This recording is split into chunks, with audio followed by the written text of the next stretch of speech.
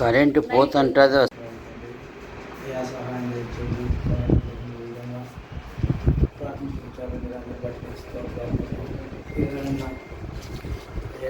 చూస్తున్నారు జ్ఞాపకార్థ సహాయం చేయండి, దేవాలయంలో సహాయం చేయండి. ఇక్కడికి వచ్చిన ఒక వారిని కూడా దీవించాల్సి ఉంటున్నాము.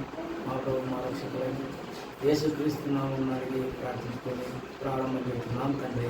ఆమేన్. స్తుతించెదను సంతసముగా నిన్ను పొగడెదను, స్తోత్రము చేసి స్తుతించెదను సంతసముగా నిన్ను పొగడెదను. హల్లెలూయా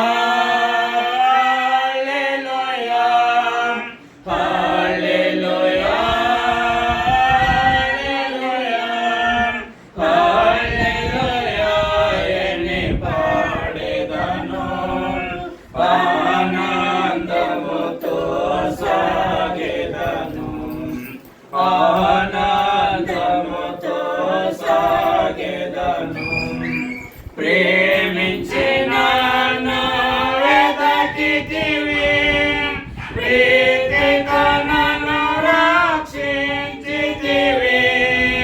ప్రేమను కరుణించితివి, పరిశుద్ధముగా జీవించితివి. హల్లెలూయా హల్లెలూయా. నడచుటకు నన్ను పిలచితివి.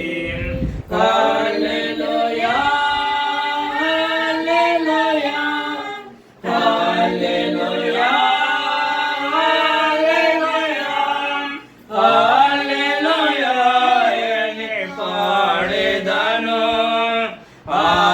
ఆనందముతో సాగెదను, ఆనందముతో సాగెదను.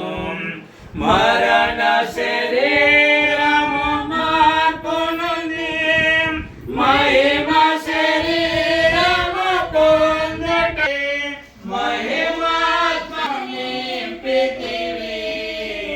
ఆనందముతో సాగెదను, ఆనందముతో సాగెదను. భూమి నుండి శ్రేష్ఠ ఫలముగను దేవునికి నిత్య స్వాస్థ్యముగా, భూమి నుండి శ్రేష్ఠ ఫలముగను దేవునికి నిత్య స్వాస్థ్యముగా, భోజనములలో నుండి నన్ను ప్రేమించి క్రయధనమిచ్చితివి, భోజనములలో నుండి నన్ను ప్రేమించి క్రయధనమిచ్చితివి. హల్లెలూయా హల్లెలూయా హల్లెలూయా హల్లెలూయా హల్లెలూయా అని పాడెదను,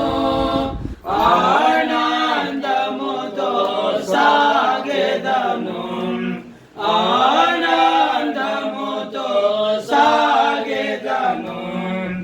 ఎవరో పాడని గీతమును యేసుని గూర్చి పాడుటకై, ఎవరో పాడని గీతమును యేసుని గూర్చి పాడుటకై, హేతువులేకై ప్రేమించెను యేసుకుని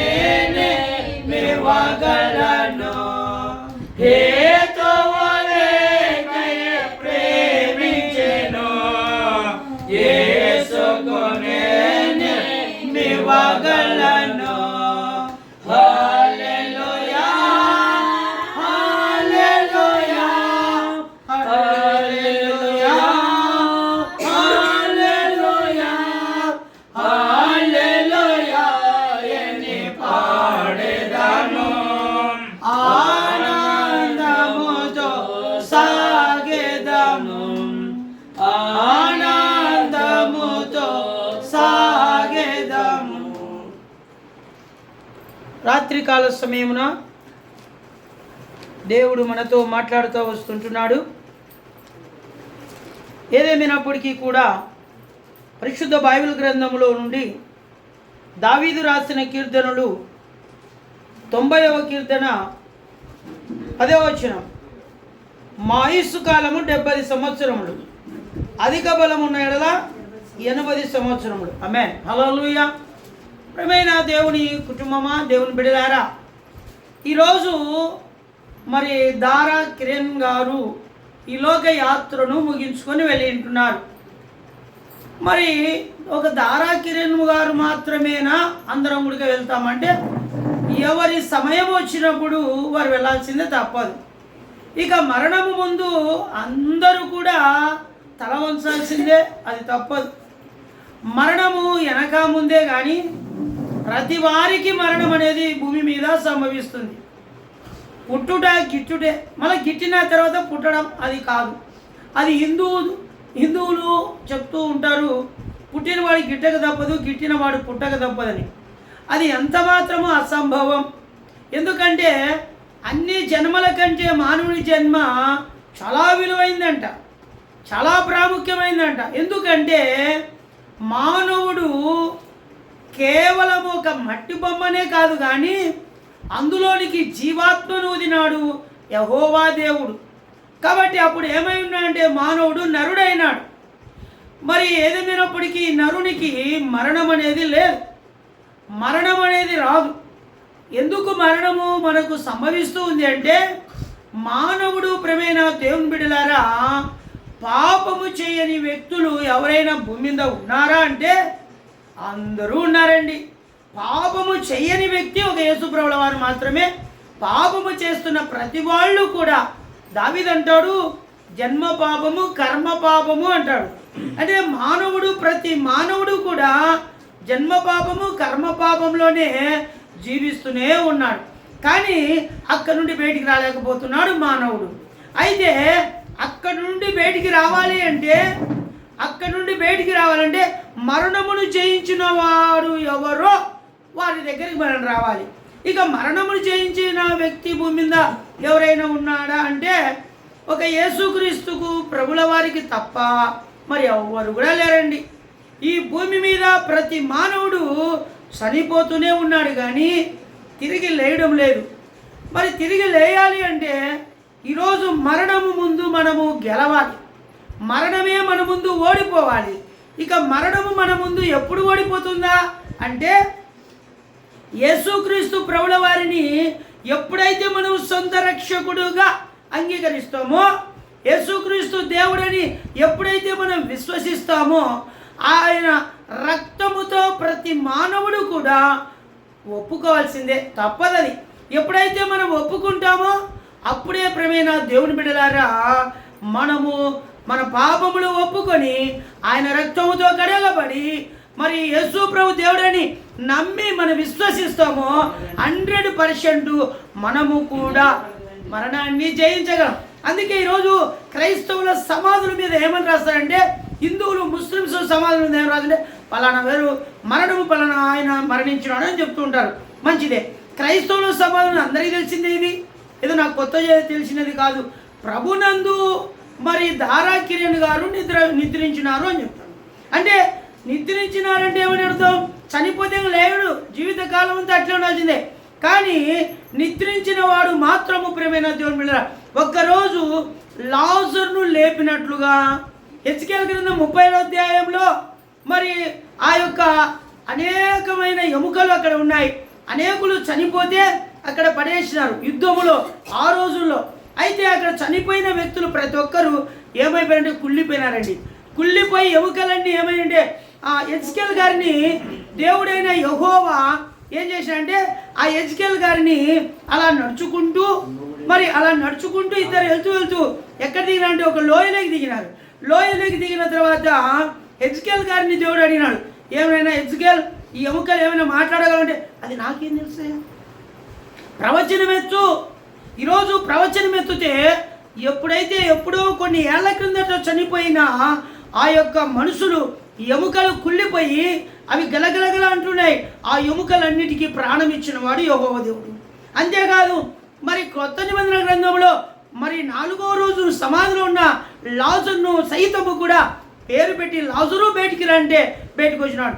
ఈరోజు నిజమైన క్రైస్తవుడు, క్రీస్తును అంగీకరించిన వాడు, యేసుక్రీస్తు నిన్న నేడు నిరంతరమును ఏకరీతికున్నవాడని ఎప్పుడైతే నమ్మి విశ్వసిస్తామో ఖచ్చితంగా ఆయన మార్గంలో నేనే మార్గం, నేనే సత్యం, నేనే జీవమని ఆయన మార్గంలో గుండా మనం ఎప్పుడైతే వెళ్తామో, యేసు ప్రభు దేవుడిని సొంత రక్షకుడిగా తెలుసుకుంటామో, ఆయనే దేవుడని మనం గుర్తిస్తామో, ఎప్పుడైతే ఆయనను ఫాలో అవ్వడానికి ఇష్టపడతామో అప్పుడు మనం కూడా క్రీస్తునందు నిద్రించిన వారమే. ఒకరోజు ప్రభు వచ్చి మనం కూడా లాజరును లేపినట్లుగానే కిరణ్ గారిని లేపొచ్చు. ఒకవేళ రేపు నేను చనిపోతే రేపొద్దున ఎవరైనా కావచ్చు, వారిని కూడా ప్రభు పేరు పెట్టి పిలుస్తాడండి. కాబట్టి ఈరోజు క్రైస్తవులముగా మరణము అంటే భయపడాల్సిన అవసరం లేదు. కేవలము మరణం అంటే లోకానికి వేరు, అంతేకాదు కుటుంబానికి వేరు, అంతేకాదు ఈరోజు సంఘానికి, ప్రజలకు, సమాజానికి దూరమైపోతున్న మరణం అంటే ఎడబాటు అని అర్థం. ఎవరికి ఎడబాటు అంటే మరి ఈ రోజుల్లో ప్రేమైన దేవుని బిడ్డలారా, మనం అన్నదమ్ములకు ఎడబాటు అవుతాం, బంధువులకు, భార్యకు, పిల్లలకు, భర్తకు ఎడమైపోతామండి. అదే ఈరోజు మరణం అంటే ఎడబాటు. అక్కడికి మాత్రమే ఒక నిరీక్షణ కలిగి మనం ఉంటే, సహోదరులారా నిరీక్షణ లేని ఇతరుల వలె మీరు దుఃఖపడుకునే నిమిత్తము నిద్రించుతున్న వారి గురించి మీకు తెలియకుండా నాకు ఇష్టము లేదు అని వాక్యం చెప్తుంది. కాబట్టి ఈరోజు మరి ఏదేమైనప్పటికీ కూడా మనం ఒక నిరీక్షణ కలిగి ఉండాలి. క్రైస్తవులు మనందరము కూడా ఏం కలిగి ఉండాలంట? ఒక నిరీక్షణ కలిగి ఉండాలి. అలాంటి నిరీక్షణ ఈరోజు మనం కలిగి ఉండాలని దేవుని వాక్యము తెలియజేస్తుంది. కాబట్టి ఈ సమయంలో ప్రేమైన దేవుని బిడ్డలారా, ఏదేమైనప్పటికీ కూడా మరి కిరణ్ గారు ఈ లోకయాత్రను ముగించుకునేనాడు. మరి ఆయన ఆత్మకు దేవుడు సమాధానం ఇవ్వబోతున్నాడు. మరి ఆయన పిలుచుకున్నాడు, ఆయన పిలుపుకు లోబడినాడు. మరి వెంటనే అతడు సేవ చేయు దినములు సంపూర్ణమైనప్పుడు తన ఇంటికి వెళ్ళాను. మరి ఈ లోకంలో చాలా బిజీగా ఉద్యోగం చేసినాడు, చాలా హార్డ్ వర్క్గా తిరిగినాడు. మరి ఎంతగానో ఉద్యోగం చేస్తూ అనేకులకు ఒక సూపర్వైజర్గా ఉండి మరి వర్క్ పని ఆ ఉద్యోగం కొనసాగిస్తున్నాడు. అయితే బిజీగా ఉన్నాడు. అయితే దేవుడు మరి నీ పనులన్నీ సంపూర్ణమైపోయినాయి, ఇక నువ్వు రా అని చెప్పుకొని తాను యేసుప్రభువు వారు పిలుచుకున్నాడు. ఆ పిలుపుకు లోబడినాడు. ఈరోజు మరి దేవుని దగ్గర ఉంటున్నాడు. అలాంటి నిరీక్షణ కూడా మనము కలిగి ఉంటే ఒకరోజు కిరణ్ గారిని మనం కూడా చూడగలం. అలాంటి నిరీక్షణ కలిగి ఉందాం. చనిపోయినాడని బాధపడాల్సిన అవసరం లేదు, చనిపోయినాడని ఏడవలసిన అవసరం లేదు, దూరం అయిపోయినాడని ఏడవలసిన అవసరం లేదు. మనకంటూ ఒక నిరీక్షణ ఉంటే, మనకంటూ ఒక విశ్వాసం ఉంటే, మనకంటూ ఒక నమ్మకం ఉంటే, మనకంటూ ఒక భక్తి ఉంటే, మనకంటూ ఆయన అడుగుజాడలు నడుస్తూ ఉంటే 100% మనము కూడా అక్కడ నిరీక్షణతో దేవుని యొక్క రాజ్యంలో, ఆ పరలోక రాజ్యంలో, ఆ యొక్క ముస్లిమ్స్ అంటారు జన్నత్ అంటారు. మరి ఆ జన్నత్ అంటే పరలోకము. అంతేకాదు హిందువులు అంటారు వైకుంఠం అంటారు, క్రైస్తవులు పరలోకం. మరి పరలోకం ఇవన్నీ అంటే దేవుని ఇల్లు. ఆ దేవుని ఇంటికి మనం వెళ్ళాలంటే మనం నిరీక్షణ కలిగి ఉందాం, దేవునికి లోపడదాం, దేవునికి సాక్షిగా జీవిద్దాం, దేవుని అడుగు జరగడం ముందుకు వెళ్దాం. దేవుడి మాటలు ఆశ్రయించును గాక. ఆమేన్. పాస్టర్ గారికి వందనాలు, నాకు సమయం ఇచ్చింది. పరలోకము మా దేశము పరదేశి